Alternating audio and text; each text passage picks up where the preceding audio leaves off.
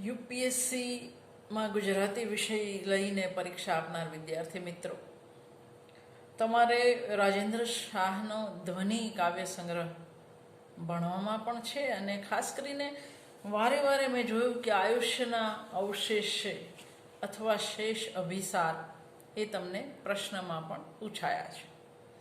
પ્રશ્નમાં શું પૂછી શકે એ હું કંઈ કહી શકું નહીં. હું તમને ધ્વનિ વિશે ઓવરઓલ વાત કરી શકું. કેટલાક બીજા પુસ્તકો જેમાંથી હું તમને આ વાત કરી રહી છું એ તમે જાતે જુઓ તો તમને થોડું વધારે ફાયદો થાય. દાખલા તરીકે પ્રમોદ કુમાર પટેલનું અનુભાવન નામનું પુસ્તક, જયંત પાઠકનું આધુનિક કવિતા પ્રવાહ નામનું પુસ્તક, નલિન રાવળનું અનુભાવ, પ્રમોદભાઈનું અનુભાવન, દક્ષાબેન વ્યાસનું સ્વાતંત્રોત્તર ગુજરાતી કવિતા, એ ઉપરાંત ધીરુ પરીખનું રાજેન્દ્ર શાહ, પ્રસાદ બ્રહ્મભટ્ટનું રાજેન્દ્ર નિરંજન યુગની કવિતા, ધીરુભાઈ ઠાકરનો ઇતિહાસ તો ખરો જ ખરો. એટલે આ બધામાંથી આપણે આપણા રાજેન્દ્ર શોધવાના એ આપણી જવાબદારી છે. રાજેન્દ્ર શાહ અને ધ્વનિ.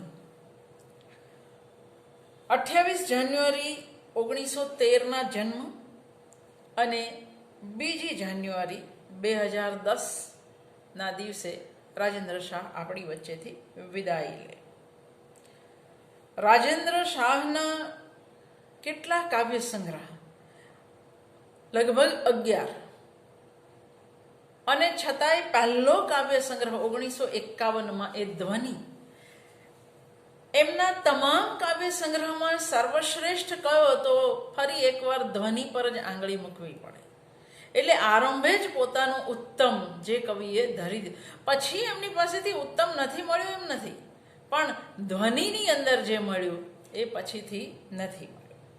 તો 1951માં ધ્વનિ, પછી 52માં આંદોલન, પછી શ્રુતિ, પછી મોરપીંછ, શાંત કોલાહલ, ચિત્રણા, ક્ષણ જે ચિરંતન, વિષાદને સાદ, મધ્યમાં, ઉદ્ગીતિ, પત્રલેખા, પ્રસંગ સપ્તક, પંચપર્વ. તો આ બધા રાજેન્દ્ર શાહના જાણીતા કાવ્ય સંગ્રહો છે. એ ઉપરાંત એમણે ટાગોરના કાવ્ય સંગ્રહ બલાકાનો ગુજરાતી અનુવાદ કર્યો છે, જયદેવના ગીત ગોવિંદનો ગુજરાતી અનુવાદ કર્યો છે, મહાકવિ દાંતેના ડિવાઇન કોમેડીનો ગુજરાતી અનુવાદ પણ એમણે કર્યો છે. અને 2001નો જ્ઞાનપીઠ પુરસ્કાર રાજેન્દ્ર શાહને મળ્યો છે એ આપણે સૌ જાણીએ છીએ. એટલે એક એવો કવિ જે પોતાના પહેલા જ કાવ્ય સંગ્રહમાં એક નોખી જ કવિત્વ શક્તિના શિખર સર કરી બતાવે. શ્રાવણી મધ્યાહ્ને જેવું, જેની સરખામણીમાં બીજું કયું મૂકવું એવું એક પ્રકૃતિ કાવ્ય, અર્થ સઘન ચિંતનાત્મક કાવ્ય નિરુદ્દેશે, મૃત્યુના મિલનનું વિરલ એવું શેષ અભિસાર, એમની યશોદાયી સોનેટ માળા આયુષ્યના અવશેષે, અને એ ઉપરાંત બીજા કેટલાય સુમધુર ગીતોથી કવિનો આ સંગ્રહ ધ્વનિ એ ચિરસ્મરણીય છે.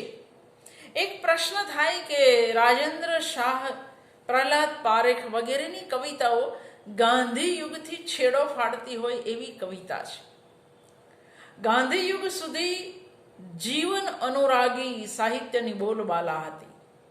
કળા જીવન ખાતરની વાત હતી, કળા ખાતરની વાત નહોતી, મુનશીને બાદ કરતા. પણ રાજેન્દ્ર પ્રહલાદ એ સૌંદર્ય અનુરાગી ધારાના કવિ છે. એમના પર ગાંધી યુગનો ઓછો અને ટાગોર અને અરવિંદના રહસ્યવાદનો વધારે પ્રભાવ છે. ટાગોરની પ્રકૃતિ અને અરવિંદનું રહસ્ય, આ બેઉના પ્રભાવ તળે આ કવિતાઓ જન્મી છે. એટલે જ ઉમાશંકર પ્રહલાદ પારેખની કવિતાને બારી બહારની કવિતા કહે છે. જાણે કે એ આપણા સમયને નથી, આપણા સમયમાંથી નથી આવી, અથવા તો આપણા સમયના જે એ સમયગાળાના જે મહત્વના પ્રશ્નો હતા, 1942નું ભારત છોડો આંદોલન હતું, કે પછી બંગાળનો ભીષણ દુષ્કાળ હતો, આ દેશ આંગણાની સમસ્યાઓ હતી, તો વિશ્વ આંગણે બીજું વિશ્વયુદ્ધ એની તમામ જેને કહેવાય કે જોઈ ન શકાય એવી ક્રૂરતા સાથે ચાલી રહ્યું હતું, અને છતાંય આ એકેય પરિબળનો પ્રભાવ આ કવિ ઝીલતા નથી. એટલે પ્રહલાદને તો બારી બહારના કહી દીધા ઉમાશંકરે. રાજેન્દ્ર માટે એવો કોઈ શબ્દ વાપર્યો નથી. તો સ્વાતંત્ર્ય પ્રાપ્તિ પહેલાનો એક દશકો દેશ અને દુનિયાના તખ્તા પર બહુ ઝડપથી પરિવર્તનો થઈ રહ્યા હતા. બીજું વિશ્વયુદ્ધ, 42ની લોકક્રાંતિ, બંગાળનો દુષ્કાળ, કોમી રમખાણો, આ બધા એવી ઘટનાઓ હતી જેના પ્રચંડ પ્રત્યાઘાત જાગે. પણ આશ્ચર્યની વાત એ છે કે રાજેન્દ્ર શાહ કે પ્રહલાદ પારેખ જેવા કવિઓ એમની કવિતા એમની જે સાંપ્રત ઘટનાઓ હતી એનાથી પ્રેરાઈને પ્રગટી નહોતી. ત્રીસીના કવિઓએ જે ઝડપ અને અભિનિવેશથી સમકાલીન જીવનને એના મૂલ્યો અને સંઘર્ષો સહિત ઝીલ્યું હતું, ભૂખ્યા જણોનો જઠરાગની જાગશે, એ અહીં નથી. આ કવિઓએ સ્વાતંત્ર્ય અને એને લગતા રાષ્ટ્રીય કે સામૂહિક જીવનના પ્રશ્નોને બદલે હૃદયના સૂક્ષ્મ સંવેદનોને આલેખવાનું તાક્યું હતું. બાહ્ય ઘટનાઓના વિવિધ વિષયોનું અવલંબન લેવાને બદલે આ કવિઓએ આંતરદર્શનમાં વધારે રાચ્યા છે. માનવ હૃદયની ગૂઢ ઉત્સુકતા, તીવ્ર વેદના, નિસ્તલ નિરાશા અને અમોઘ કહી શકાય એવી મુદિતા એ આ કવિઓના કવનનો મુખ્ય વિષય બન્યો છે. આગળના દાયકાના કવિઓએ પદ્ય રચનાના જે પ્રયોગો કર્યા હતા એનાથી પણ જુદું વલણ આ કવિઓમાં જોઈ શકાય છે. સંખ્યાની દ્રષ્ટિએ સોનેટ આગળના દાયકા કરતાં ઓછા છે, પણ નવા તેજથી લસલસતું સોનેટ તમને આ કવિઓમાં મળે છે. પૃથ્વી છંદના પ્રયોગો અહીં જોવા મળે છે, પણ એનું આકર્ષણ ગાંધીયુગ જેટલું હવે રહ્યું નથી. અનુષ્ટુપ, ઉપજાતિ, હરિગીત, ઝૂલણા, મનહર વગેરે છંદોના અભ્યસ્ત અને પરંપરિત પ્રયોગો ઉપરાંત મીઠી હલકવાળા ગીતોને અને ભજનોના ઢાળનો વિપુલ ઉપયોગ તમને આ સમયગાળામાં જોવા મળે છે. રવિન્દ્રનાથ ટાગોરની અસર તળે બંગાળી ઢાળ અને લયના ગીતો પણ આ કવિઓ રચે છે. રાજેન્દ્ર શાહ જેવાની કવિતામાં બંગાળી, રાજસ્થાની અને ઉત્તર ભારતના ગીતોના લયનું મિશ્રણ જોવા મળે છે. એમની કવિતામાં રહસ્યવાદ પણ ડોકિયા કરે છે. છંદનું માધુર્ય અને વાણીનું મૃદુતાભર્યું ડોલન આ કવિની કવિતાનું ખાસ આકર્ષણ છે. કોમળ અને પ્રાસયુક્ત વાણીમાં હૃદય રસને ઘૂંટી ઘૂંટીને એમાંથી કાવ્યક્ષમ ધ્વનિ પ્રગટાવવાની એમને સારી ફાવટ છે. આપણે એવું કહી શકીએ કે પરલક્ષી કથન કે વર્ણનને બદલે આત્મસંવેદનની અભિવ્યક્તિ એ એમનું મુખ્ય નિશાન કો તો નિશાન, લક્ષ્ય કો તો લક્ષ્ય છે. પ્રકૃતિ, પ્રણય અને પ્રભુ ચિંતનના વિવિધ સંવેદનો એમની કવિતાનો મોટો ભાગ રોકે છે. આગલા દાયકાના કવિઓમાં રાષ્ટ્રીય આંદોલનનો જે પડઘો પડતો હતો અને પીડિતોના ઉદ્ધાર માટેનો જે અભિગ્રહ સેવાતો હતો એ મોટે ભાગે અહીં એનો અભાવ છે. એના સ્થાને સૌંદર્યનો અભિનિવેશ અહીં વધારે ધ્યાન ખેંચે છે. આ નવીન કવિ સૌંદર્ય અભિમુખ વધારે છે. પ્રકૃતિનું સુરેખ અને આકર્ષક ચિત્રણ, પ્રણયનું રંગરાગી મસ્તીભર્યું કથન અને અંતરતમ રહસ્યનું સ્ફુરણ અહીં વધારે ધ્યાન ખેંચે છે. વાસ્તવ નિરૂપણને બદલે આ કવિનું લક્ષ્ય આંતરિક ભાવ સૌંદર્યની સમૃદ્ધિ ઠાલવવા પર કેન્દ્રિત થયેલું જણાય છે. રંગરાગી કવિતામાં પ્રતીત થતી રોમાંચક ઇન્દ્રિય ગ્રાહ્યતા તેમની અભિવ્યક્તિનું એક આકર્ષક કહી શકાય એવું અંગ છે. પ્રહલાદ પારેખની કવિતામાં જે સૌંદર્ય અભિનિવેશ પ્રગટ્યો એનો વધારે આવિર્ભાવ રાજેન્દ્ર શાહની કવિતામાં જોવા મળે છે. લગભગ 10 થી 11 કાવ્ય સંગ્રહ આપનાર રાજેન્દ્ર શાહ સંખ્યા અને ગુણવત્તા એમ બંને દ્રષ્ટિએ માત્ર એ દાયકાના જ નહીં પણ આખા સમયગાળાના એક મોટા ગજાના કવિ બની રહે છે. અનુ ગાંધી યુગની કવિતાની વિશિષ્ટ મુદ્રા ઉપસાવી આપવામાં રાજેન્દ્ર શાહની કવિતાનો વિશેષ ફાળો રહ્યો છે. એક રીતે જોઈએ તો રાજેન્દ્ર શાહની કવિતામાં ગાંધી યુગની નહીં પણ છેક નાનાલાલ અને બક્કર ઠાકોરની કવિતાનું સાતત્ય તમને નજરે પડશે. 300 ઉપરાંત ગીતો આપનાર આ કવિ 100 ઉપરાંત સોનેટ આપે છે. છંદોબદ્ધ રચનાઓમાં મોટો હિસ્સો સોનેટનો છે.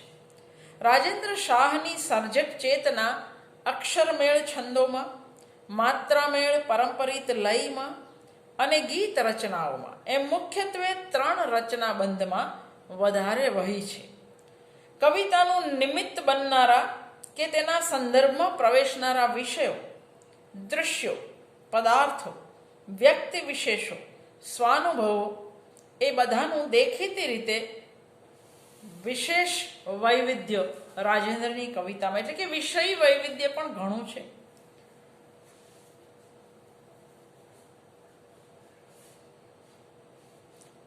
બહારની પ્રકૃતિ જોડે હૃદયનો સંવાદ રચાય અને વિશ્રાંતિ અનુભવાય એ ભૂમિકા આ કવિને વધારે ઇષ્ટ રહી છે.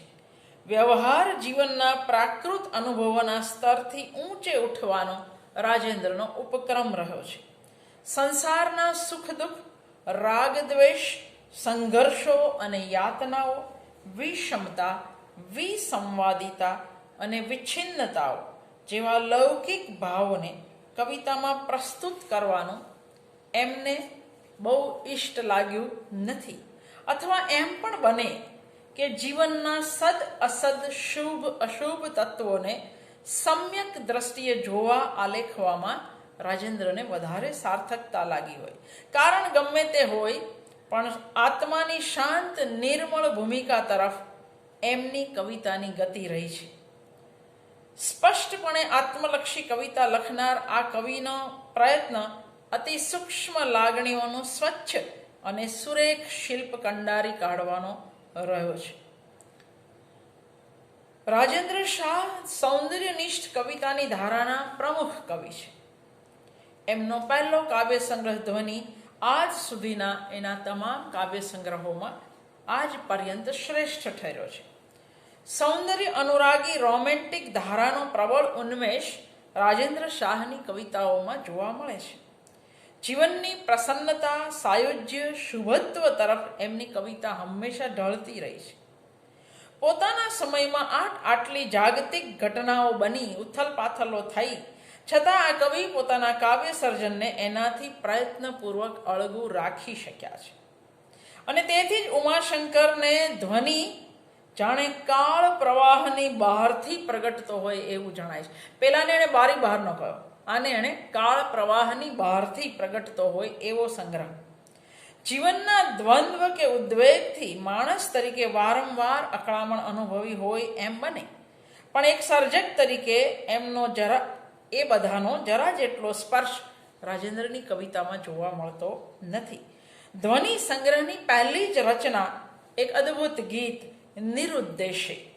આ માત્ર ધ્વનિ સંગ્રહની પ્રથમ રચના છે એવું નથી, પણ રાજેન્દ્ર શાહનો પ્રથમ અને પ્રમુખ ભાવ પણ આ જ છે. કેવું હોય તો આ કવિનું ધ્રુવ પદ છે. આ કાવ્યમાં નિરૂપિત સંવેદન પછી અનેક રચનાઓમાં અવારનવાર નિરૂપિત થતો રહ્યો છે. આ કાવ્ય કવિના વિશિષ્ટ ભાવ જગત સાથે ભાવકને જોડી આપે છે. સંસારનું ભ્રમણ કવિને મન નિરુદ્દેશ અને મુગ્ધ છે. એમાં નિખિલના સૌ રંગ નિહાળવાના, એમની સાથે એકાત્મ ભાવ અનુભવવાનો અને એ આનંદ સાગરમાં વહેતા વહેતા ડગલે ડગલે નૂતન કેડી આંકવાની, વિશાળ વિશ્વ સાથેનો નિસીમ પ્રેમ, અદ્વૈત અનુભવ અને આત્મ સાક્ષાત્કારની કવિની ઝંખના આ ગીતમાં પ્રગટ થાય છે. જીવનની પેઠે કવન પણ કાવ્યે નૂતન કેડી આંકતા જવાની એક નિરુદ્દેશ આત્મ સાક્ષાત્કારની પ્રવૃત્તિ છે એવો ધ્વનિ અહીં સહજપણે પ્રગટે છે. સ્થૂળ હુંથી સૂક્ષ્મ હુંની આ યાત્રાનો આલેખ રાજેન્દ્ર શાહની અનેક કૃતિઓનો કેન્દ્રસ્થ અનુભવ છે. તેથી જ તું રિક્ત થઈ સભર થા, ત્યજીને તું પામ, અથવા તને પામીને ફરી પામીશ હું ખોવાયેલ મને, અથવા હું છું ગયો ખોવાય હે તારી મહી જેવા ઉદ્ગારો એમની અનેક કવિતામાં જોવા મળે છે. આ આત્મ સાક્ષાત્કારની રહસ્યમય આનંદજનક આધ્યાત્મિક અનુભૂતિનું કવિને કેવું આકર્ષણ છે કે તેઓ એકવાર વિવિધ અનુભૂતિઓને એ બિંદુ સુધી ખેંચી જવા પ્રેરાય છે. કવિનો આ મિજાજ એમની કવિતામાં શુચિતા અને પ્રસન્નતાનું અધ્યાત્મ રંગ્યું નિરામય વાતાવરણ સર્જે છે. ભારતીય તત્વજ્ઞાન અને રવિન્દ્રનાથના પરિશીલનનું આ પરિણામ હોઈ શકે.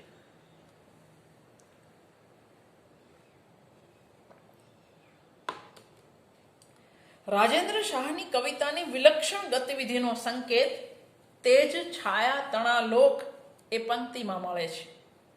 ન કેવળ પ્રકાશ, ન કેવળ અંધકાર, ન કેવળ જાગૃતિ, ન કેવળ સુષુપ્તિ, પણ એ બંનેની સંધિક્ષણ એમને વારંવાર કાવ્ય રચનામાં પ્રેરક રહી છે.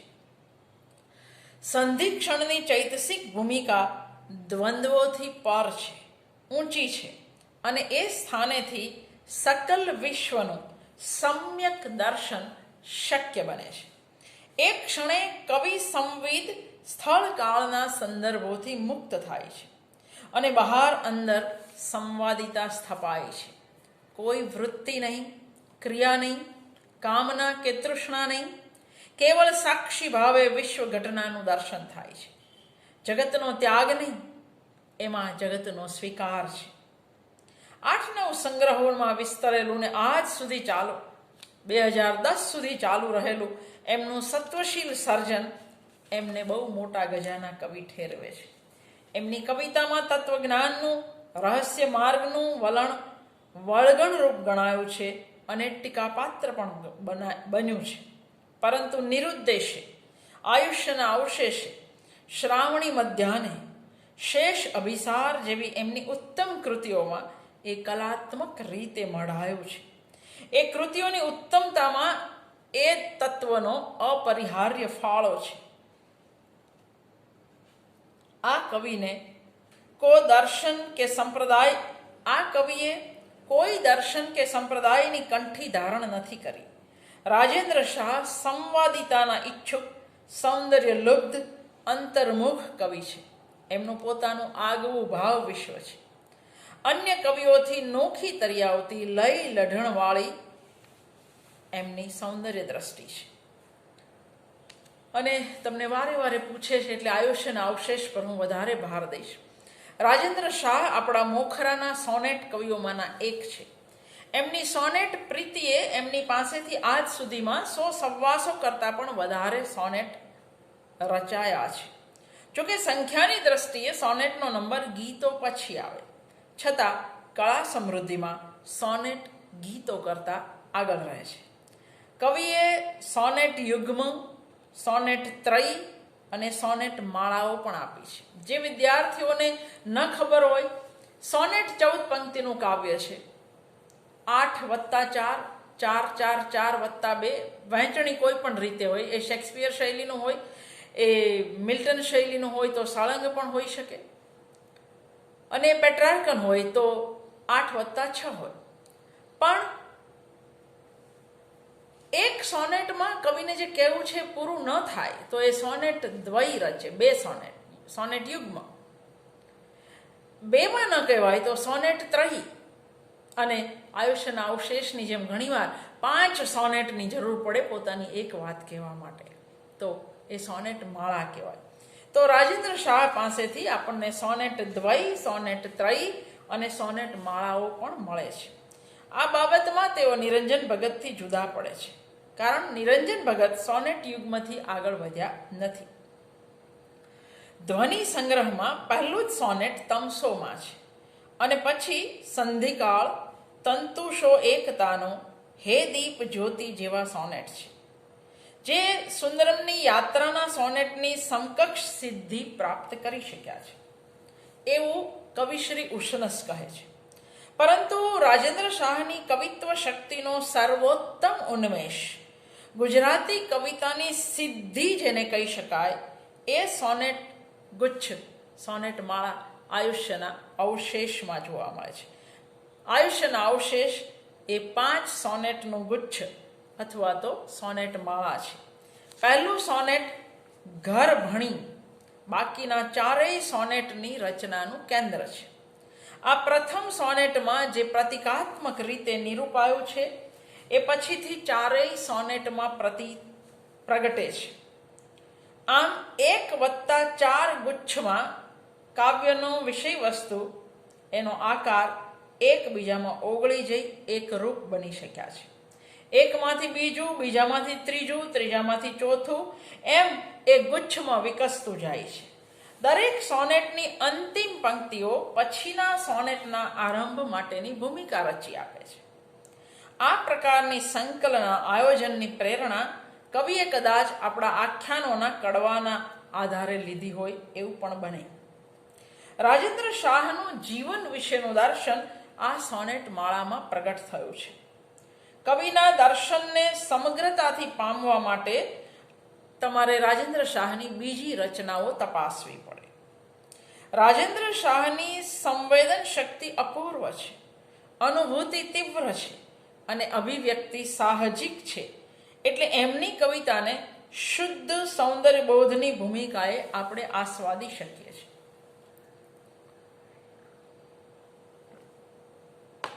આ સોનેટ પંચક કો, સોનેટ ગુચ્છ કો કે સોનેટ માળા કો, એની પહેલી 3 કૃતિ, પહેલા 3 સોનેટ એટલે ઘર ભણી, પ્રવેશ અને સ્વજનોની સ્મૃતિ. આ 3ની અંદર કાવ્ય નાયકની લૌકિક લાગણીઓ, સ્મૃતિઓ અને ઝંખનાઓ રજૂ થયા છે. પરિવર્તન શીર્ષકના 4થા સોનેટમાં એમની વીરતીની લાગણી છતી થાય છે. અને છેલ્લું સોનેટ જીવન વિલય, એમાં કાવ્ય નાયકની બલકે કવિની આંતર પ્રતીતિ વર્ણવાય છે. જેમ એક સોનેટની અંદર આરોહ અને અવરોહ, વિષયને પરાકાષ્ઠાએ લઈ જઈ અને પછી ચોટ, એ જે બંધારણ છે એ અહીંયા 5ની વચ્ચે એણે આ રીતે રાખ્યું છે. ઘર ભણી, પ્રવેશ અને સ્વજનોની સ્મૃતિ, આ 3માં વિષય પ્રગટ થાય છે. પરિવર્તનમાં એ હવે પરાકાષ્ઠા તરફ જવાનું શરૂ કરે છે અને જીવન વિલયમાં કાવ્ય નાયકની કહો કે કવિની જે આંતર પ્રતીતિ હતી તે વર્ણવાય છે. આયુષ્યના અવશેષે સોનેટ ગુચ્છનું પ્રથમ સોનેટ, જે હરિણી છંદમાં છે, એક પ્રબળ અને ધ્વનિગર્ભ કલ્પનથી ઉઘડે છે આપણી સામે. બહુ જાણીતી પંક્તિઓ, દરેક ગુજરાતીને જે આવડતી હોય તે, ખખડ થતી ને ખોડંગાતી જતી ડમણી જૂની, વિજન પથને ચીલે ચીલે તમિશ્ર મહી ઘન. હરણી છંદ વિવિધ અર્થાનુસારી લય રૂપ પ્રગટાવી સોનેટ ગુચ્છની 5 રચનાઓને એક સૂત્રમાં સાંકળી રહે છે. અહીં સળંગ 5 સોનેટમાં કવિ એક આખું ભાવ સ્વરૂપ સિદ્ધ કરી શક્યા છે. અને આ સ્વરૂપ સિદ્ધિના મૂળમાં હરિણી છંદે પ્રગટાવેલી અસંખ્ય ગતિવિધિઓ પણ રહેલી છે, જેનો સીધો સંબંધ આયુષ્યના ચડાવ ઉતાર અનુભવી ચૂકેલા અને શેષ વયની ધાર પર ઉભેલા પાત્રની મનોગત અવસ્થા સાથે છે. બળવંતરાય ઠાકોરે કહ્યું છે કે ઘરડા માણસનું મન જે લયમાં વિચારે તે લયનો છંદ રાજેન્દ્રએ આબાદ પકડ્યો છે. એવું કહી શકાય કે આખી સોનેટ માળામાં જો કોઈ છંદ સર્વત્ર ગુંજી રહ્યો હોય તો એ સનાતન જીવનનો છંદ છે. જીવન ખખડ થતી ને ખોડંગાતી જતી ડમણી જૂની, એક વૃદ્ધ માણસ આયુષ્યના અવશેષે નિજ ગૃહ ભણી પાછો વળે છે. નિજ ગૃહ એટલે તમે મૃત્યુ પછીનું ગૃહ પણ કહી શકો, જ્યાં આગળ પોતાના કહી શકાય એવા બધા જ સગા વાલા મિત્રો છૂટી ગયા છે. વિજન પથ, બિલકુલ પોતાનું કહી શકાય એવું કોઈ નથી. દેહ પણ હવે માંડ માંડ ચાલે એવો, ખખડ થતી ને ખોડંગાતી, માંડ માંડ ચાલે એવો છે. જતી ડમણી જૂની, વિજન પથ ને તમિશ્ર ઘન, કાળો ડિબાંગ અંધકાર છે. આગળ કશું સૂઝતું નથી. જે યાત્રા પૂરી થવામાં હોય ત્યાં આગળ શું સૂઝવાનું હતું? કોઈ બચ્યું નથી. આ એવી ક્ષણ છે જ્યાં મોટે ભાગે માણસ પોતાના ગત કાળને યાદ કરે, જેની અંદર હર્યો ભર્યો સંસાર હતો, પ્રેમ હતો, પ્રીત હતી, મિત્રો હતા, પ્રકાશ હતો. તો આ વૃદ્ધના મનની ગતિ પણ એવી જ છે. જીવનના એક ગહન દર્શનમાં અંત પામતી કૃતિની આરંભની પંક્તિ કેટલી તો સાદી અને સરળ છે. આ ડમણી ફરીથી કવિતા વાંચશું ત્યારે નાયકના ચિત્તનું આબેહૂબ પ્રતીક બની જાય છે. તમિશ્ર મહિઘન માં રહસ્ય સભર ભવિષ્ય અને વિજન પથ એકાકી સ્વજનહીન પાત્રના સ્મૃતિ દુઃખથી વ્યાપ્ત એવા સાંપ્રતનું સૂચન કરે છે. વિજન પથ કોઈ નથી સાંપ્રતની અંદર. સ્મૃતિ દુઃખની ઉત્કટતા અને પ્રસાર દર્શાવતી પંક્તિઓ બાહ્ય વાતાવરણને વ્યક્તિના મનોજન્ય આંતર વાતાવરણમાં કેવું તો અજબ રીતે પલટાવી દે છે. ચરમ પ્રહરે ઠંડી ધીમા સમીર મહી ભળે, સ્મૃતિ દુઃખ મને વ્યાપે તેવી બધે પ્રસરી રહી. તરુ નીડે ફરકતી પંખી પાંખ, ખરતો તારો અને સૂતી સીમનું નાના દીવાના તેજે જાગી જવું અને પાછું અંધાર ઓઢી પડખું ફરી જવું, આ બધું વાતાવરણથી ભર્યા ભર્યા કાવ્યલયમાં ક્રિયાત્મકતા આણે છે. પ્રવેશ બીજું સોનેટ. બીજા સોનેટની 13 પંક્તિઓ સ્થળના સમયના એક જ પરિમાણને દ્રઢતર કરી રહે છે, જ્યારે છેલ્લી પંક્તિ અતીતમાં ફાળ ભરે છે. આંગણામાં પ્રવેશતું પાત્ર આયુષ્યના અવશેષની લઘુ ગઠડી નીચે મૂકે ત્યાં તો વિષણ ઉજેશની ટસર ગગને લાગવા માંડે છે. પાત્રના ચિત્તમાં પણ એ સ્મૃતિઓના ઉજેશની ટસર લાગવા માંડે છે. અહીં પણ પહેલા ચતુષ્કમાં વાતાવરણ બાહ્ય સૃષ્ટિનું છે, પણ બીજા ચતુષ્કમાં પાત્રની આંતરિક સૃષ્ટિ સાથે જડાયેલા ભાવની સાથે એ સંકળાતું આવે છે. પાત્રના ગમન અને પ્રત્યાગમન, જવું અને હવે પાછા આવવું. આ ગમન અને પ્રત્યાગમન વચ્ચે દાયકાઓની ઉથલ પાથલ થઈ ગઈ છે. ઘર આંગણે જ એકલી અટુલી ઉભેલી વ્યક્તિ તરફ નજર કરી કામે લાગી જતી વહુવારુઓ ક્યાંથી આ વ્યક્તિને અને એના આ ઘર સાથેના ગાઢ સંબંધોને સમજી શકે? હવે અહીં જે રહે છે એમાં એને ઓળખનાર કોઈ નથી. પ્રત્યેક પદાર્થમાં, સ્થળમાં ઊભી થતી આવતી ઘટનાઓમાં હૃદય ક્રંદનનો આછો સૂર વહી રહ્યો છે, જેનું ધ્વનિભર્યું ચિત્ર આ પંક્તિમાં આલેખાયું છે. મુખથી ઉઘડ્યા તાળા, દ્વારે કર્યું જરી ક્રંદન, દ્વાર ખુલતા વાસી ભીની હવા બહાર આવી ધસી. દ્વાર ખુલતા વાસી ભીની હવા બહાર આવી ધસી. આ બહાર ધસી આવતી હવા જાણે કોઈ પ્રેતે મુક્તિ અનુભવી. અહીંયા પ્રેત રૂપે જ પોતે, યાદ રૂપે જ પોતે વસે છે. સ્વજનોની સ્મૃતિ એ ત્રીજું સોનેટ છે. આ ત્રીજા સોનેટમાં આખું કાલ પરિમાણ અતીતનું છે. અતીતનું સ્મરણ સ્મૃતિ દુઃખને તીવ્રતર બનાવે છે. માતાના સ્નેહનું અને પત્નીના સ્નેહનું સ્મરણ અહીં જે બે પ્રતિરૂપો દ્વારા થયું છે એનું અનન્ય મૂલ્ય છે.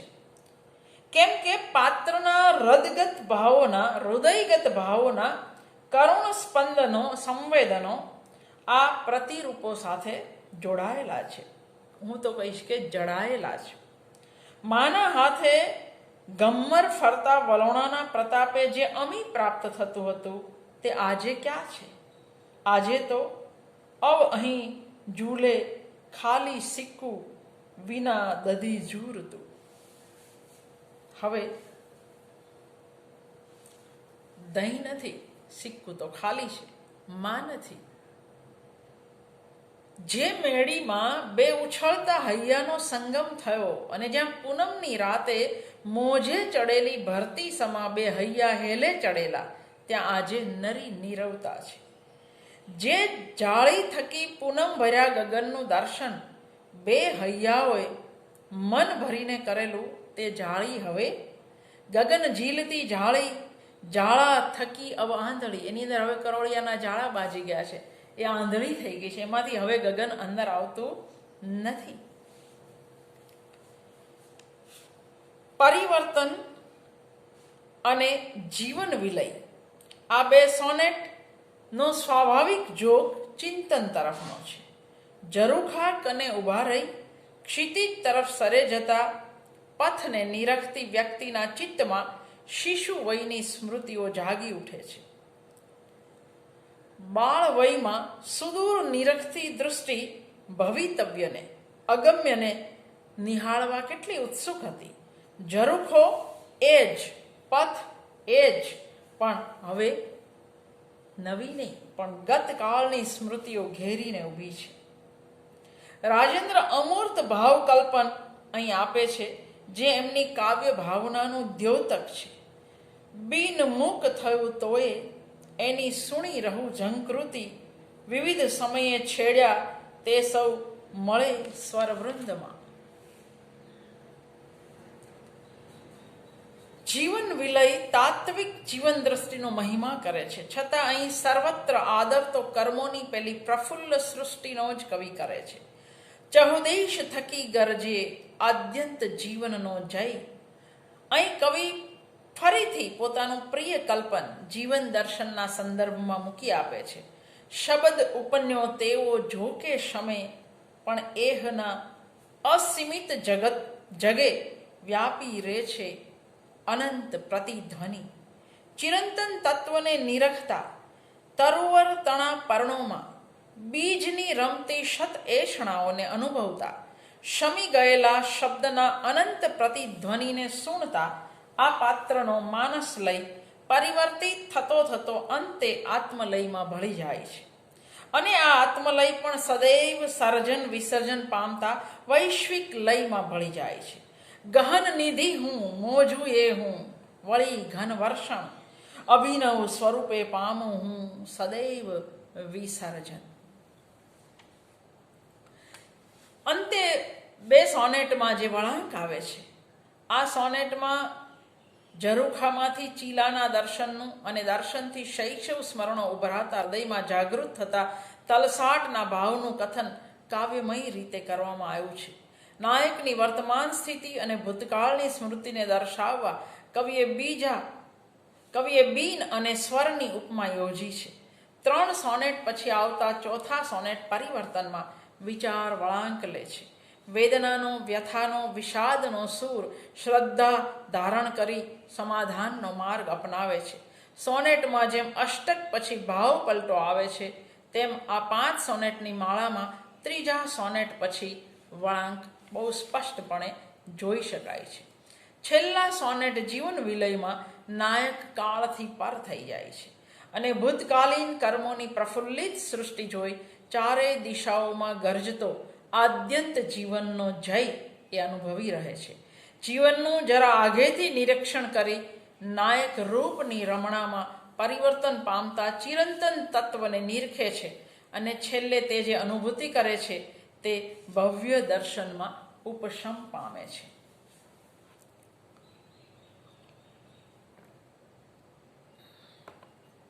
આપણે એવું કહી શકીએ, કાવ્યનો વયોવૃદ્ધ નાયક આયુષ્યના અવશેષે વતનના ઘર ભણી પ્રયાણ કરે છે, સૂના ઘરમાં પ્રવેશે છે, સ્વજનોની સ્મૃતિમાં ખોવાય છે, છેક શૈશવની નિકટ પહોંચી એની આગળની શૂન્યતામાં હુંની પૂર્ણતા, આત્મની ચિરંતનતા અને વિશ્વ ચૈતન્ય સાથે તદ્રુપતા અનુભવે છે. શબ્દ પસંદગી, ભાષા ભંગી, કલ્પનો અને ચિત્રોની લીલા, છંદો લય અને કાવ્યગત અનુભવ, આમાં એવા તો એકરસ સમરસ થયા છે કે સમગ્ર અભિવ્યક્તિ એક આગવી વ્યંજના ધારણ કરે છે. એટલે જ બક ઠાકોર જેવા કડક વિવેચકે પણ આ કલાત્મક આયોજનને પૂર્ણતાની મહોર મારી છે. સામગ્રીની વ્યંજકતા કે પ્રતિકાત્મકતા અને કાળની સમ-વિષમ ગતિમાંથી નિષ્પન્ન થતું ચોથું પરિમાણ કૃતિને એક જીવંત એકમ બનાવે છે. આરંભનું જૂની ડમણીનું દૃશ્ય શ્રાવ્ય રૂપક ચિત્ર જ એકદમ ચિત્ત હરી લે એવું બન્યું છે. કવિની કીર્તિદા સોનેટ માળા આયુષ્યના અવશેષ વિશે આપણા પંડિત યુગના કવિ અને ગાંધી યુગના કવિ વિવેચક બક ઠાકોરે જે કહ્યું છે ખાસ યાદ રાખવાનું. ઠાકોરનું વિધાન અવતરણ ચિહ્નમાં છે, રેશમના પટ પર કિનખાબથી લખીને સામી ભીંત પર લટકાવવા જેવું આ કાવ્ય છે.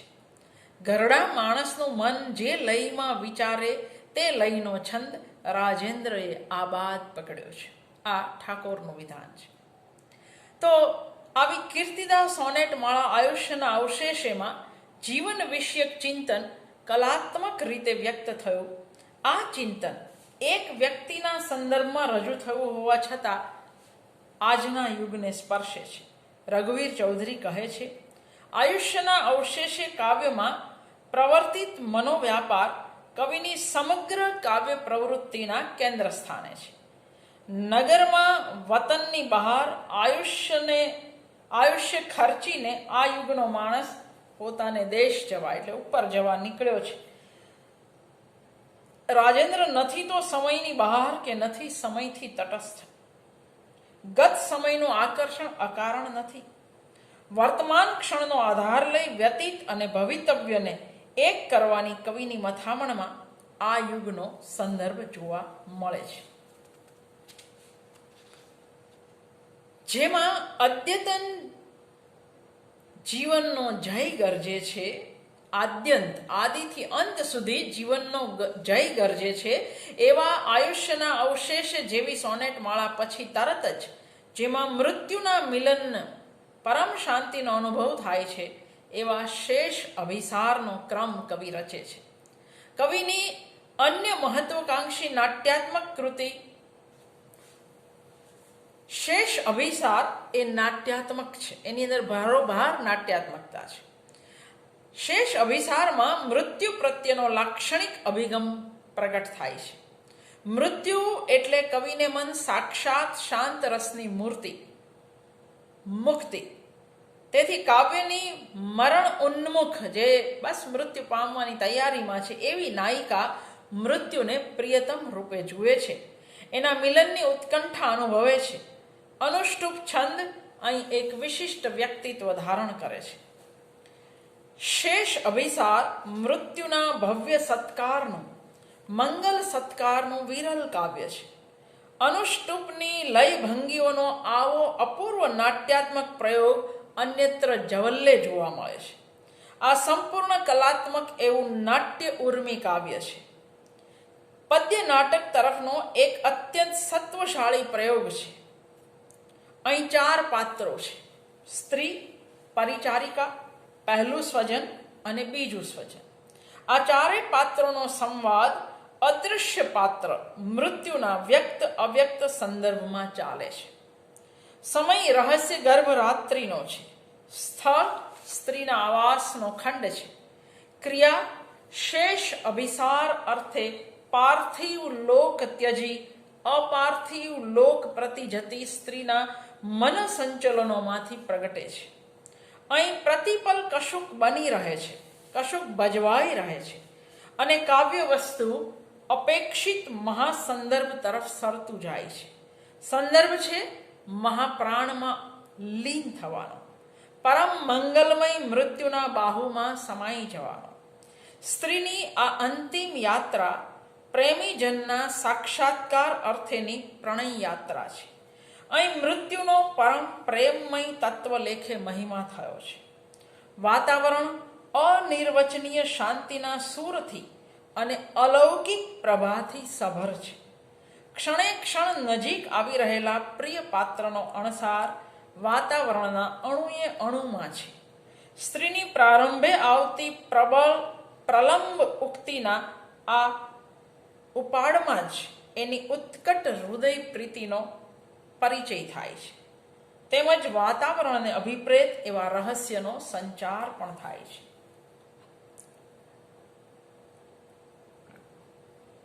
સ્ત્રીની ઉક્તિ છે, ચૂપ હો એ પધારે છે, એના મહિષનો દૂર ઘૂઘરો રણકે, જેનો ઓરો ઓરો પડે ધ્વનિ. આમે ધ્વનિ પ્રથમ કાને પડે છે, કેમ કે તે એક નહીં અનેક દિશાઓમાં વ્યાપી વળીને આવતો હોય છે. એનું સ્વરૂપ સર્વવ્યાપી છે, પછી જ પેલો દેખાય. અહીં પ્રિય પાત્રના આગમનનો ધ્વનિ સંકેત. પ્રિય પાત્ર એટલે મૃત્યુ, એટલે એ પાત્ર વિશેની આપણી જિજ્ઞાસા તીવ્ર બને. સ્ત્રીનો બીજો ઉદ્ગાર પાત્ર દર્શનને લગતો છે. આ ઉદ્ગારમાં જ કશાક અલૌકિક પાત્રના આગમનની પ્રતીતિ છે. એક જ ફાળમાં વિંધીને શતજોજન, આજે તો એ પધારે છે. ફાળને દૃશ્ય કરી આપતું ઉક્ત પંક્તિઓનું ઘટક કવિએ કાવ્યમાં સર્વત્ર દાખવેલી અનન્ય આકાર સૂઝનું એક પ્રમાણ છે. એક ફાળમાં પાસે પંક્તિ તોડી આપી, તેમજ બીજી પંક્તિ વિંધીને શતજોજન સાથે તેને જોડી આપી કવિ શતજોજન આંબતી ફાળ પ્રત્યક્ષ કરાવી શક્યા છે. સ્ત્રીની દૃષ્ટિ પ્રથમ પ્રિયજનની નેત્ર દ્યુતિ નિરખે છે. લોચનો પ્રેમીના જાણે જગે છે શુક્રની જેમ. સ્ત્રીની ઉક્તિનું અંતિમ ચરણ અત્યંત નાટ્યાત્મક છે. પરિચારિકાને એ સંબોધન કરે છે. મૃત્યુની સાથે જડાયેલા સઘળા લોક સંસ્કારોમાંનો કાવ્યાત્મક અને હૃદયસ્પર્શી સંસ્કાર આ સંબોધનમાં વણાઈ ગયો છે. પરિચારિકા, કંકુની કોરના પીળા પાનેતર થકી મને સજો. અરે ઓ પરિચારિકા! સ્ત્રીની આ વાણીમાં તેમજ કાવ્યમાંની એની સઘળી ઉક્તિઓમાં દેહ અભિનય માટે કેવો તો અવકાશ છે. મૃત્યુના દ્રગોનું સ્નેહ વર્ષણ ઝીલતી એક ક્ષણે ક્ષણે પ્રિય સન્નિકટ જતી સ્ત્રી તેના આલિંગનમાં સમાવા જાય છે ત્યાં જ. કિંતુ શાને રે શ્વાન આ રડી, રોકે છે માર્ગને મારા, ખમા ખમાય એહને. અહીં એક લોકોક્તિનો કાવ્યાત્મક ઉપયોગ તો છે જ, મૃત્યુ સમયે શ્વાનનું રડવું, પણ તેથી વિશેષ સ્ત્રીની મમતા અહીં વિશેષ પ્રગટે છે.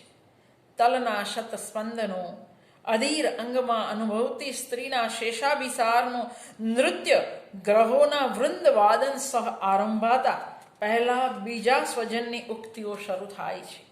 આ બંને સ્વજનોના ઉદ્ગારમાં સમૃદ્ધ સંસ્કારની ફોરમ રહેલી છે. પહેલા સ્વજનના ઉદ્ગારમાં કાવ્યત્વનો સંસ્કાર અછતો રહેતો નથી. બીજા સ્વજનના ઉદ્ગારમાં ફિલસૂફીનો સંસ્કાર વધુ સ્ફુટ થાય છે. મૃત્યુ પ્રતિ અભિસરણ અર્થે ચરણ ઉઠાવતી સ્ત્રીની દેહ મુદ્રાનું વર્ણન કરતું પહેલું સ્વજન ઉપમા પ્રયોજે છે. અંગૂઠે પગના કેવી દોલતી કાયરે ટકી, જાણે કે હમણાં આ પર્ણકો પીપળા કેરું વૃંતમાંથી જશે ખરી, ખર્યું જાણે ખર્યું.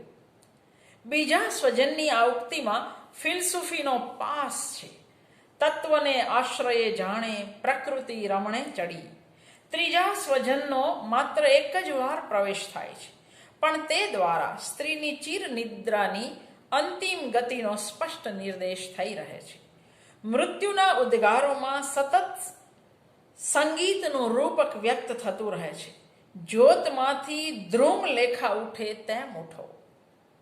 એમ જ્યાં મૃત્યુના બોલ સરે છે, ત્યાં પુનઃ જાગૃતિના પ્રાણ સંચારના ભાવ નારી મુખે ઝળહળવા માંડે છે. પહેલું સ્વજન આ જાગૃતિને દૃશ્ય કરતી એક બીજી સુંદર ઉપમા યોજે છે. થીજેલું જલ પીગળી, વહે તેવી રીતે પાછી જાગૃતિ આવતી જતી. મૃત્યુનો સ્વર હવે સ્ત્રીના આત્મામાં રમી રહ્યો છે. અંગથી સ્પર્શતું તારું રેશમી વસ્ત્ર હો પરવું. આ સ્વર શીતલ અંધકારમાંથી સરતો સ્ત્રીના મન હૃદય સાથે જડાયેલી સર્વ ગ્રંથિઓને ઉકેલતો વહી રહે છે. વાણી, શ્રુતિ, દૃષ્ટિ, સ્મૃતિ અને પ્રાણના મમત્વને મૂકી અભિસારિકા વાયુની પણ ગતિ જ્યાં નથી તે પરમ શાંતિના મૃત્યુના નીરવ તેજમાં મળી જાય છે. આ અંતિમ સમર્પણનું ચિત્ર કવિત્વ દ્રષ્ટિ ધરાવતું પહેલું સ્વજન સહજ રીતે વ્યક્ત કરે છે. હોલાતા દીપની છેલ્લી જલી રહી દિવ્ય કાંતિયા.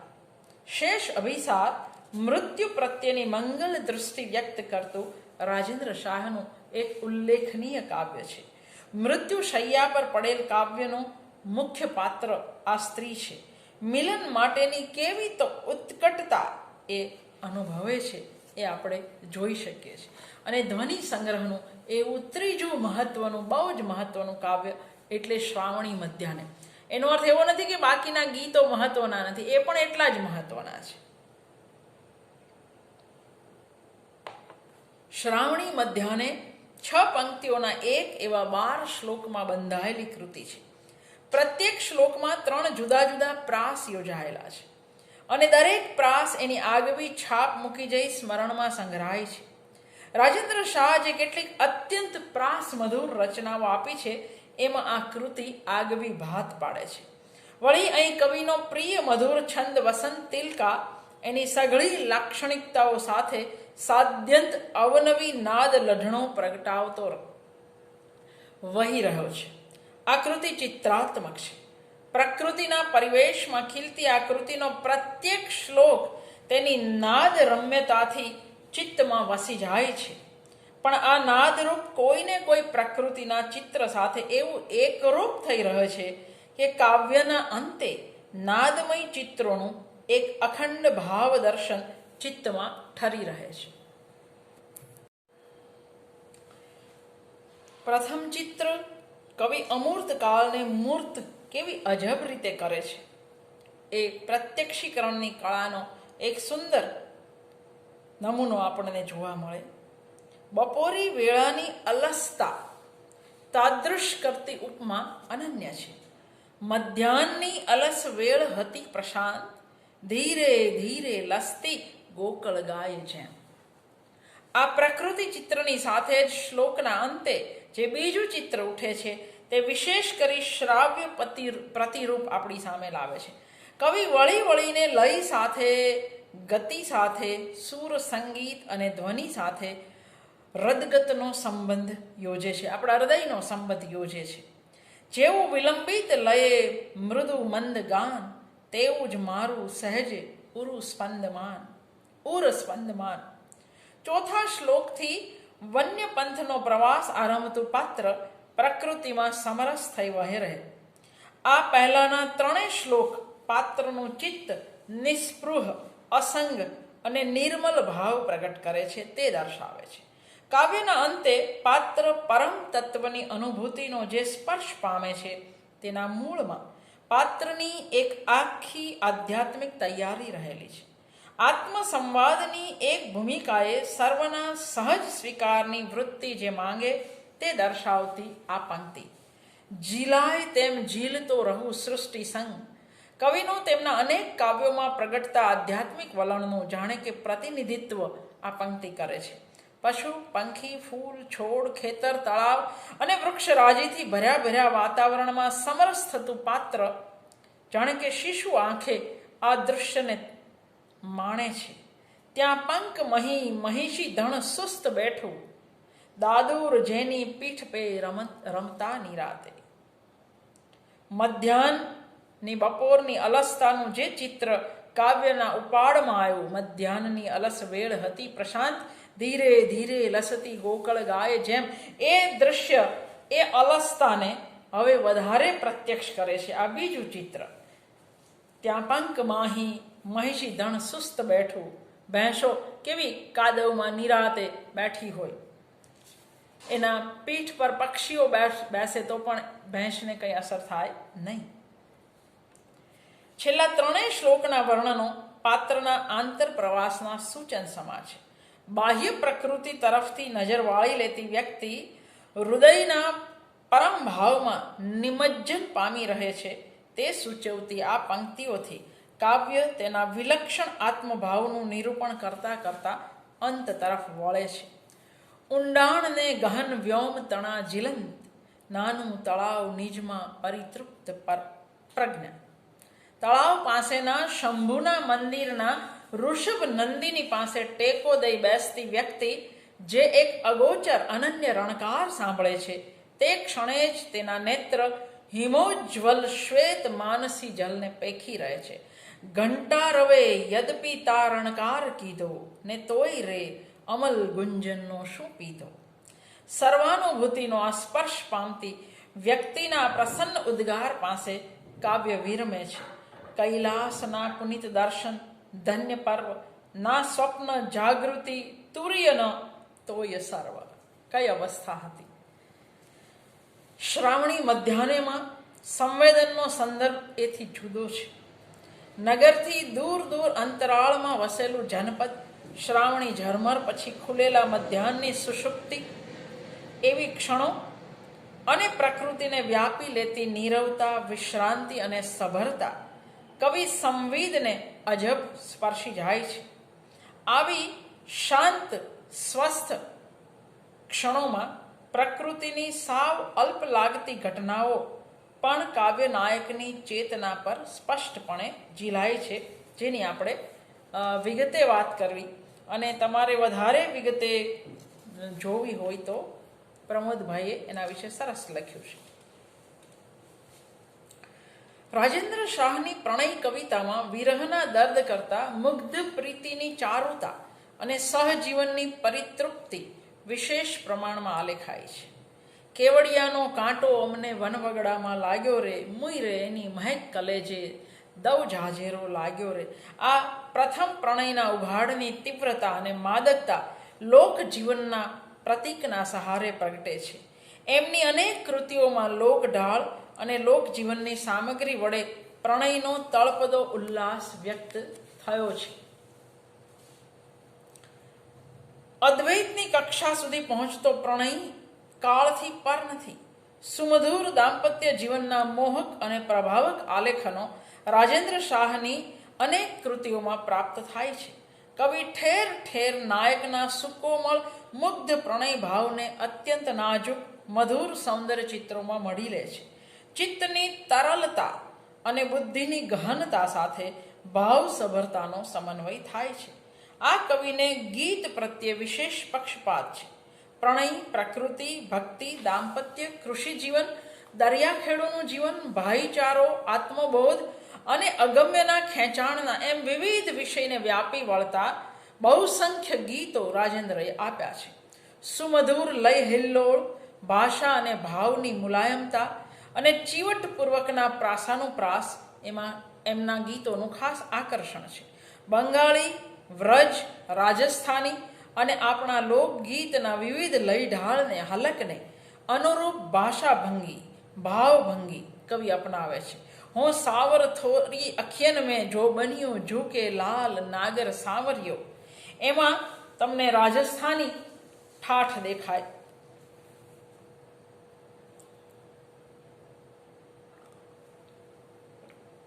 એ આયુષ્યના અવશેષ હોય કે ખારવાઓનું ગીત હોય, રાજેન્દ્રના ગીતો આપણને ગમી જાય એવા છે. જોકે એમની કવિ પ્રતિભાનો સર્વોત્તમ ઉન્મેષ એ છંદોબદ્ધ સોનેટ રચનાઓમાં વધારે પ્રગટ થયો છે એવું કહી શકાય.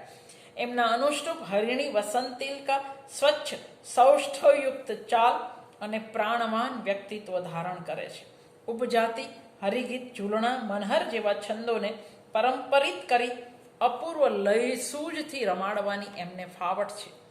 કવિની બાની એટલે ભાષા એકંદરે પ્રૌઢ, પકવ, સંસ્કૃતમય, કોમળ અને મધુર છે. કવિ પ્રતિભા સમૃદ્ધ કલ્પનોનો નિજી ઉઘાડ દાખવે છે. તેઓ કલ્પનો કે ભાવ પ્રતીકોની મદદથી સૂક્ષ્મ સંવેદનને મૂર્ત કરી શકે છે. નાજુક કે છટકણી સૌંદર્ય રેખાઓને અંકિત કરી આપે છે. એમના કલ્પનોમાં દૃશ્ય, ભાવ, શ્રુતિના તત્વો પરસ્પરમાં સમન્વિત થાય છે અને ભાવક માટે અનુભૂતિનું એક વિશાળ વિશ્વ ખુલી જાય છે. કવિતા કાનની કળા છે એનો અનુભવ રાજેન્દ્ર શાહની કવિતામાં ડગલે અને પગલે થાય છે. શ્રુતિ સંવેદન એમનું ખાસ ક્ષેત્ર છે. અહીં અંધારાને વિંધાતો સાંભળો, રાન માંજારના નેણથી વિંધાય રેણુનું કાજળ કાળું. ધ્વનિના ગીતોમાં પ્રણયના કોમળ મધુર ભાવો નજાકતથી અંકિત થયા છે. આ પ્રણય ગીતોમાં મસ્તીનો છાક અને મુગ્ધતાની મધુરીમાં છલકાય છે. સંગમાં રાજી રાજી એમાં પ્રેમની મીઠી મૂંઝવણ વર્ણવતા કવિ કહે છે, બોલવા ટાણે હોઠ ખુલે નહીં. અથવા ઈંધણા વીણવા ગઈતી મોરી સૈયરમાં બોલચાલના શબ્દોના ઉચિત ઉપયોગથી કવિ પ્રણય મસ્તીનો છાક સુપેરે દર્શાવી શક્યા છે. પ્રણય મસ્તીનું આવું ઉત્કટ વ્યંજનાસભર આલેખન પીળી છે પાંદડી ને કાળવો છે બાજરો, અથવા તો સાવર થોરી અખિયન મેં જો બન્યો ઝૂકે લાલ, એની અંદર પણ જોઈ શકાય છે. ધ્વનિ સંગ્રહના મોટા ભાગના પ્રણય કાવ્યો નાયકના હૃદયસ્થ પ્રણય ભાવને વ્યક્ત કરે છે. ઉત્કટ તરલ હોવા છતાં આજે તો પ્રિયતમા પાસે નથી. આકાશ વાદળોથી સોઈ રહ્યું છે, ભૂમિ પર મદિર ભીની સુગંધ આવે છે અને અભાન થતું હૈયું ભૂતકાલીન સ્મરણે જાગતું રહે છે. આ સ્મરણથી પ્રાણ નવી શક્તિ અનુભવે છે અને નાયક શ્રદ્ધાનો સૂર છેડી રહે છે. આજે તું ના તવ રતી રહી, પાંખ હીણો અપંગ, શ્રદ્ધા સાથે ડગલું ભરતો ઝંખનાને અનંત. પાંખ હીણો અપંગમાં પ્રણય વિહોણા નાયકની નિરાધાર દશા કેવી તો બળકટપણે પ્રગટ થઈ છે. પ્રિયાને પામવાની ઉત્કટ પ્યાસ હોય અને અનંત ઝંખના હોય, પછી વિધાતાની તાકાત નથી કે એમના મિલનને એ અટકાવી શકે. એટલે જ છેલ્લે આટલું સરસ શ્રદ્ધાભાવ વ્યક્ત થયો છે. સુધામયી રાગિણી જેવા કાવ્યમાં પણ તમે પ્રણય ભાવ જોઈ શકો. ધ્વનિમાં વિરહ ભાવના કાવ્ય ઓછા છે, પણ જે છે એ બળકટ છે. કંઠ જાણે કારાગાર, એની અંદર વિરહ ભાવનું ઉત્કટ આલેખન થયું છે. વિરહ વેદનાનો આવો ઘૂંટાયેલો સૂર આજ અષાઢની માજમ રાતમાં પણ સંભળાય છે.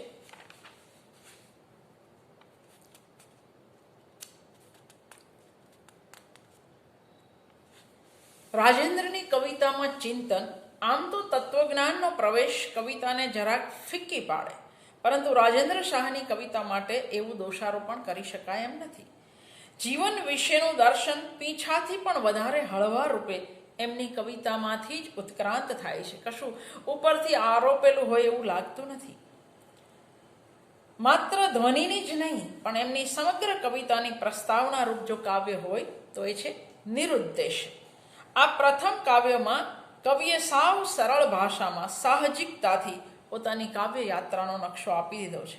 કવિનો ઉદ્દેશ કાવ્ય, પણ કાવ્યનો ઉદ્દેશ શો? પહેલી જ પંક્તિમાં રાજેન્દ્ર સમગ્ર કવિ જગતે ગાંઠે બાંધવા જેવો જવાબ આપી દે છે, નિરુદ્દેશે મુજ મુગ્ધ ભ્રમણ.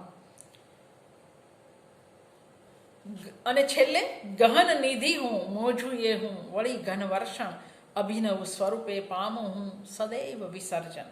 કાળથી પર થયેલો નાયક હૃદયના ઊંડાણમાં જે અનુભવે તે કવિએ અહીં વ્યક્ત કર્યું છે.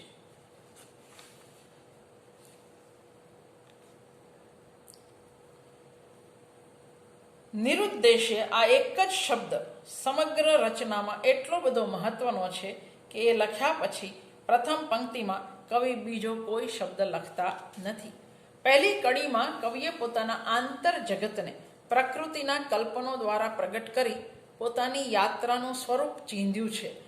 મન મારું લઈ જાય ત્યાં જાવું, પ્રેમના સન્નિવેશે નિરુદ્દેશે. કવિને જે સૂચવવું છે તે આ છે. અંતર જગત અને બહિર્જગત વચ્ચેનો સંવાદ પ્રેમ દ્વારા જ શક્ય બને છે. પ્રેમ દ્વારા જ એકત્વ સાધી શકાય છે.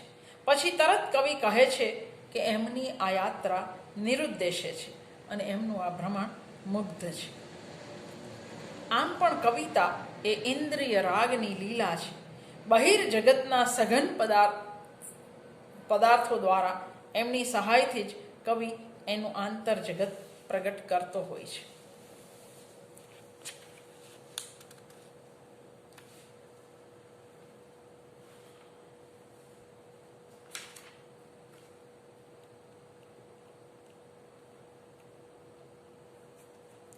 ધ્વનિ કાવ્ય સંગ્રહમાં કેટલીક સમસામયિક જીવનને સમસ્યાને સ્પર્શતા થોડાક કાવ્યો છે. ભરી સુધા દે, જિંદગી જિંદગી, સમયની ગતિ વગેરે શહેરી જીવનની સાંપ્રતકાલીન અવદશાનું અનુકંપાશીલ ચિત્ર પ્રગટ કરતું ચિંતનાત્મક દીર્ઘ કાવ્ય છે જિંદગી જિંદગી.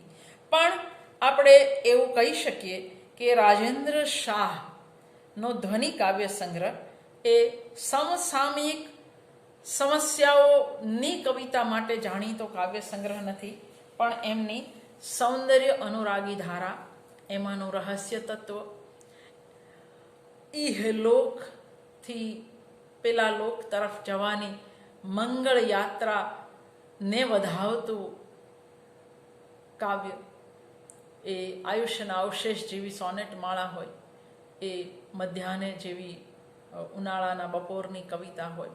આમ તો એ ઉનાળાનો બપોર નથી, એ શ્રાવણનો બપોર છે, શ્રાવણી મધ્યાહ્ને છે. તો એક આપણો બહુ જ મોટા ગજાનો કવિ અને એનો સૌથી ઉત્તમ કાવ્ય સંગ્રહ ધ્વનિ, જેના વિશે તમે બીજા 5-7 લેખો વાંચો એવી મારી ખાસ ભલામણ, કારણ કે મને આનાથી વધારે બોલતા પછી થાક લાગે છે.